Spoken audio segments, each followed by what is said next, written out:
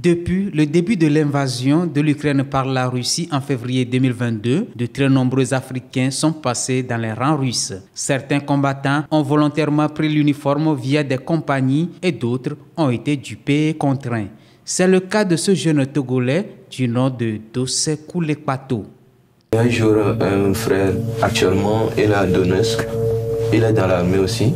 Il m'a abordé que actuellement, il y a aussi d'autres opportunités pour avoir le papier. Parce que si vous êtes sur le territoire sans papier, on dit qu'après l'étude, vous allez retourner dans votre pays. On peut aller. Et je lui ai posé la question quelle opportunité. Il me dit que c'est possible qu'on peut être policier et surveiller dans la zone de Saratov. Il dit c'est vrai. Il dit il faut aller qu'on demande au moins l'information, que c'est quelqu'un qui lui a dit ça. Et c'est là nous sommes partis pour aller demander l'information. Je ne savais pas qu'on nous guettait depuis. Le même jour, on a juste dit qu'on veut des informations. On n'a pas encore eu les informations. On nous a tout fait le même jour. Ça, comme on ne lisait pas, on ne comprenait absolument rien. C'est après on nous disait que vous avez signé un contrat de guerre. Âgé de 27 ans, Dossé Koulekpato a rejoint la Russie dans l'intention de poursuivre ses études et revenir au Togo. Malheureusement pour lui, son rêve ne sera jamais réalisé. Il a été enrôlé dans l'armée russe avec d'autres étrangers et envoyé au front. Ma première mission, c'était celle que j'ai été capturé. J'ai fait seulement une mission. Dans mon groupe, nous sommes au nombre de 6 pour attaquer.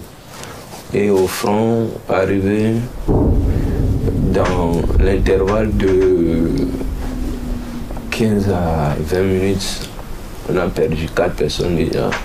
Capturé au front par les soldats ukrainiens, le Togolais est considéré comme un mercenaire étranger combattant pour la Russie et traité comme un prisonnier de guerre.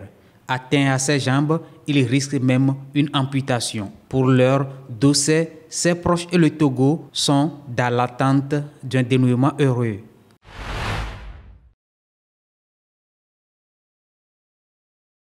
Le Togo s'engage dans la production pharmaceutique et d'engrais destinés aux agriculteurs locaux. De nouvelles unités industrielles ont été mises en place récemment sur le site de la plateforme industrielle d'Aditi-Copé. Il s'agit de FHC Medica dédié à la production pharmaceutique et de NutriSource spécialisée dans la fabrication d'engrais. La mise en place de ces unités marque le dernier développement dans l'expansion des activités sur la plateforme industrielle. FHC Medica, qui s'étend sur 7000 m², emploie déjà une centaine de jeunes Togolais avec une capacité de production annuelle de 750 millions de comprimés, 150 millions de gélules et 30 millions de sirops. La structure entend fournir des médicaments génériques abordables à la population togolaise et au marché de la sous-région. Le Togo a également pensé à la création d'une unité de production d'engrais pour permettre de renforcer l'offre d'engrais en qualité et de mieux répondre à la demande des agriculteurs locaux, mais aussi d'approvisionner les pays voisins tout en contribuant à la sécurité alimentaire de la sous-région. L'aboutissement de ces projets répond également à la vision de la modernisation de l'agriculture et de faire de l'agriculture une source économique très puissante, pouvant transformer structurellement l'économie nationale pour une croissance inclusive, durable et créatrice d'emplois décents pour les jeunes. Le port autonome de Lomé a dévoilé mercredi ses performances au cours de l'année 2024. Globalement, les activités de manutention ont connu une légère hausse de 1,85% par rapport à l'année 2023. Au cours de l'année 2024, le port autonome de Lomé a enregistré une diminution des importations de l'ordre de 3,77%. Les exportations ont aussi connu une régression notable de 19,92%. C'est seulement sur les transbordements que le port est arrivé à réaliser une hausse de 7,11%. En 2023, plus de 18 millions de tonnes de marchandises ont été transbordées. En 2024, le transbordement a dépassé les 20 millions de tonnes de marchandises. En ce qui concerne les dessertes maritimes, le port de Lomé a accueilli plus de 1500 navires en 2024, consacrant cependant une légère baisse. Tout compte fait, le port autonome de Lomé a manutentionné 30,6 millions de tonnes de marchandises en 2024. Le port de Lomé figure parmi les 100 grands ports du monde selon Lloyd's List. Au cours de ces dernières années, le port de Lomé est fortement concurrencé par le port de Tema au Ghana. Conscient de la réalité de la concurrence, des réformes ont été engagées sur le processus d'enlèvement. D'autres réformes sont aussi en cours pour rendre le port de Lomé plus performant.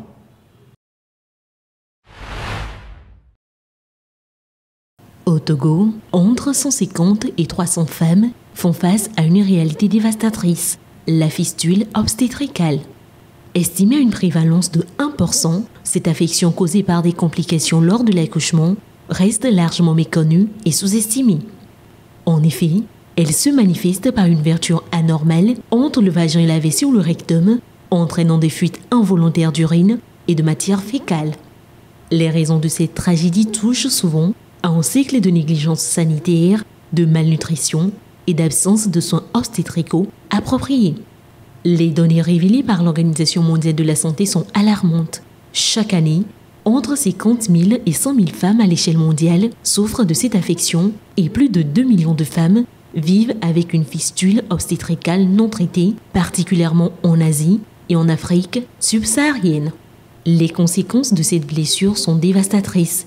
Au-delà des défis physiques, avec des infections chroniques et des troubles rénaux potentiellement mortels si non soignés, les femmes victimes de fistules sont souvent confrontées à des stigmates psychologiques et sociaux.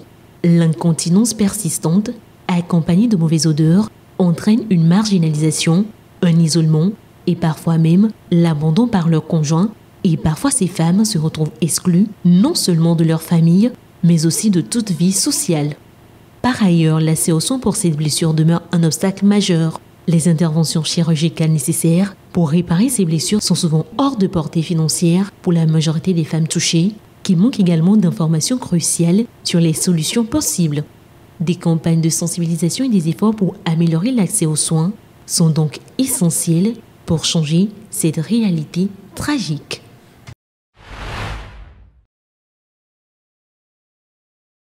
La criminalité économique et financière continue de fragiliser de nombreuses économies à travers le monde.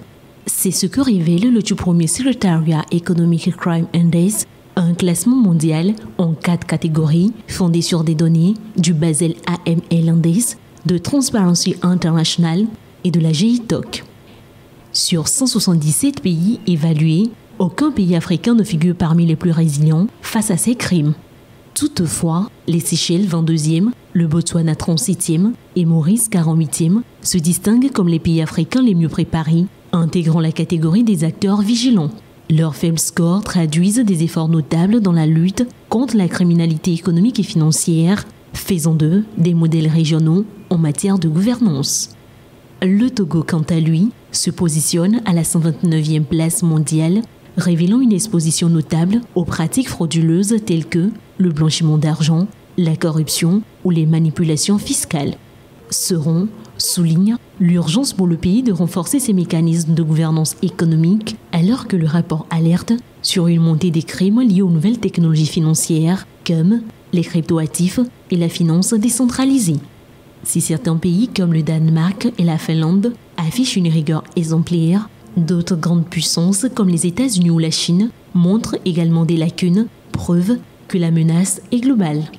Face à des flux financiers illicites estimés à 6 000 milliards de dollars dans les prochaines années, l'Afrique, et le Togo en particulier, sont appelés à intensifier les réformes et à s'outiller davantage pour garantir un environnement économique plus sûr, équitable et propice à la croissance.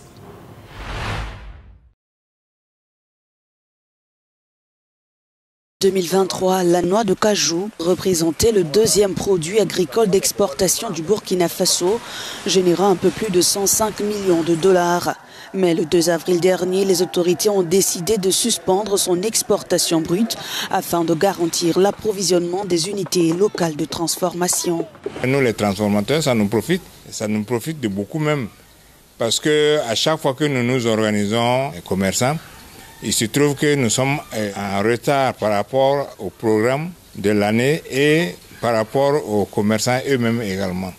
Donc nous ne pouvons pas dire que non, dans le temps, ça nous arrange. Parmi ceux qui applaudissent cette mesure, Awa Bagian, une jeune commerçante spécialisée dans la vente de noix de cajou, prête à la consommation. Cette suspension nous aide, car nous pouvons vendre à des prix plus abordables. La quantité d'anacarde qu'on achetait à 500 francs va maintenant augmenter. Pour accompagner cette dynamique, le gouvernement a mobilisé des ressources. Le fonds Dumukfa a ainsi débloqué un peu plus de 8 millions de dollars afin de soutenir les unités de transformation engagées dans la filière. Autre signal fort en faveur des producteurs, le prix plancher d'achat de la noix brute a été relevé cette année à 385 francs CFA le kilogramme, environ 62 centimes le dollar, contre 310 francs en 2024. Une hausse qui pourrait encourager davantage de planteurs à investir dans la production de cajou.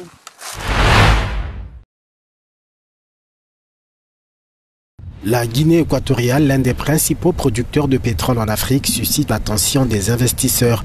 Le pays d'Afrique centrale a récemment obtenu une note de crédit triple B stable à long terme et A2 à court terme, assortie d'une perspective stable. Seulement, un examen plus approfondi révèle des défis structurels persistants. Retard de paiement du gouvernement, faible score de gouvernance et lenteur de la reprise économique continuent de peser lourdement sur la confiance des investisseurs. Les rapports de Transparency International et de l'indice Mo Ibrahim font état d'une forte déconnexion entre ces notations et le climat réel des affaires. La gouvernance reste un point d'achoppement alors que la baisse de la transparence et le recul de la démocratie amplifient le scepticisme. En réponse, les autorités poursuivent des réformes liées aux finances publiques avec le soutien du FMI et de la Banque africaine de développement. Elles se concentrent sur une meilleure gestion de la dette et sur des initiatives de lutte contre la corruption. Mais la rapidité et l'efficacité de leur mise en œuvre nourrissent des appréhensions. À la fin 2023, les recettes publiques, dont 82% proviennent du pétrole, ont augmenté de 32% depuis 2019, atteignant 1,64 billion de francs CFA. Les dépenses ont grimpé de 30%, tirées en grande partie par les coûts d'infrastructure et d'administration. La dette publique reste inférieure à 70% du PIB. Les investisseurs se posent une question fondamentale. Une réforme significative est-elle enfin en train de prendre racine ou le risque est-il encore trop grand pour un investissement durable? Des pizzas faites à base de farine de manioc, c'est l'idée originale d'une start-up congolaise spécialisée dans la restauration d'entreprises.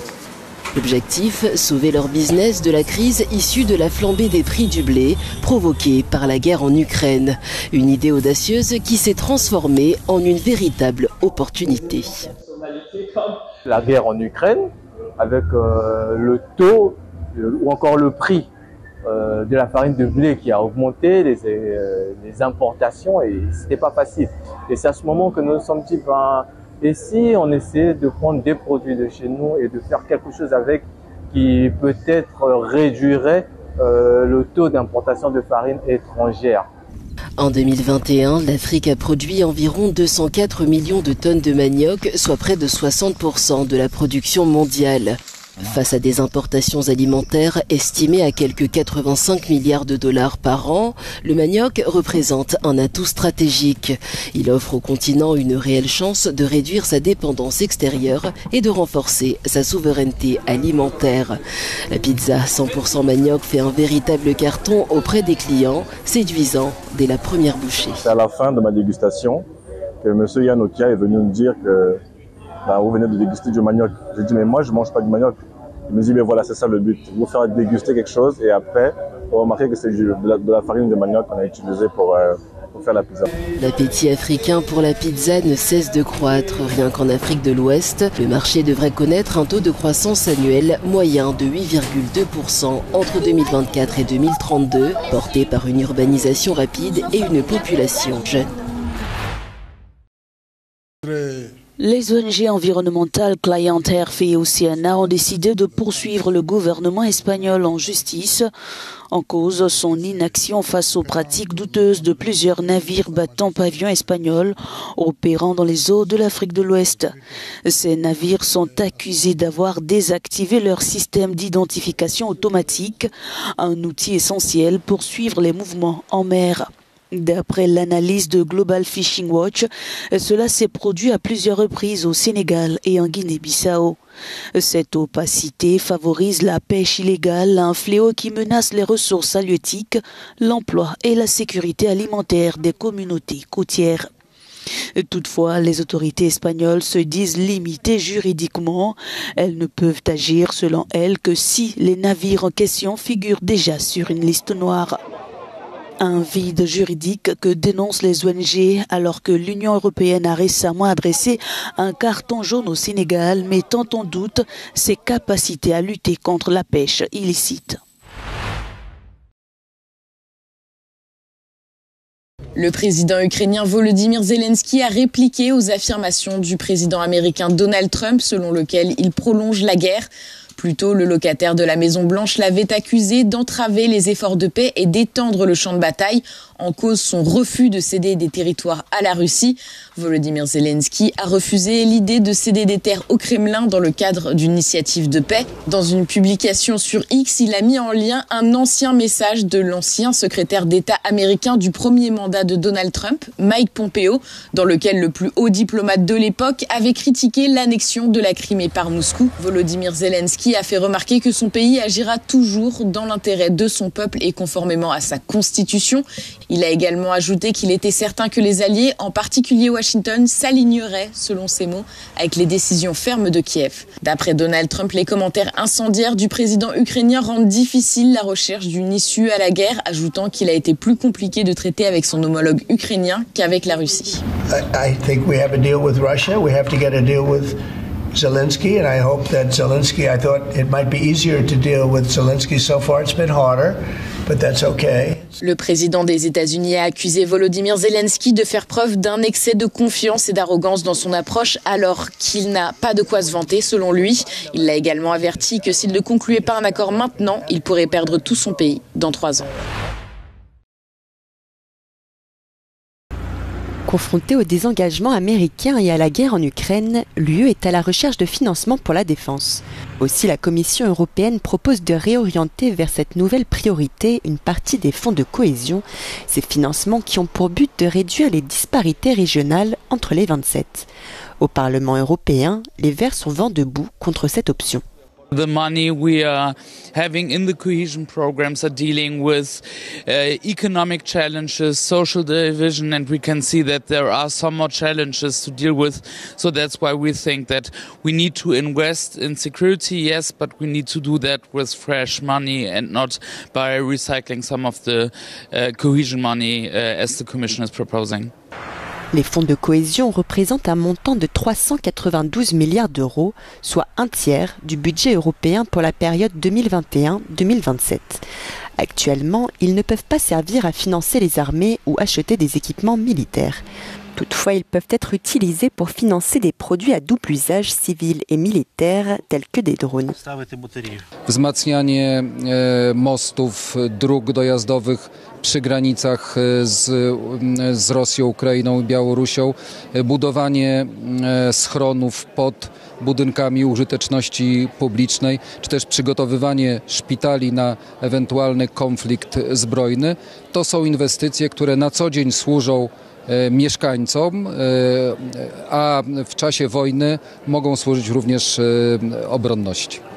La Commission européenne souhaite assouplir ces conditions pour donner une plus grande marge de manœuvre au capital dans l'utilisation de ces fonds.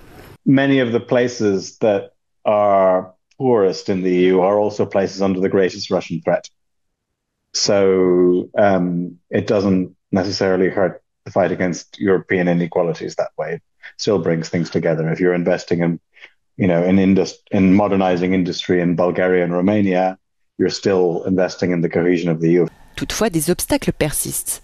37% des fonds de cohésion doivent par exemple être alloués à des projets en lien avec le climat.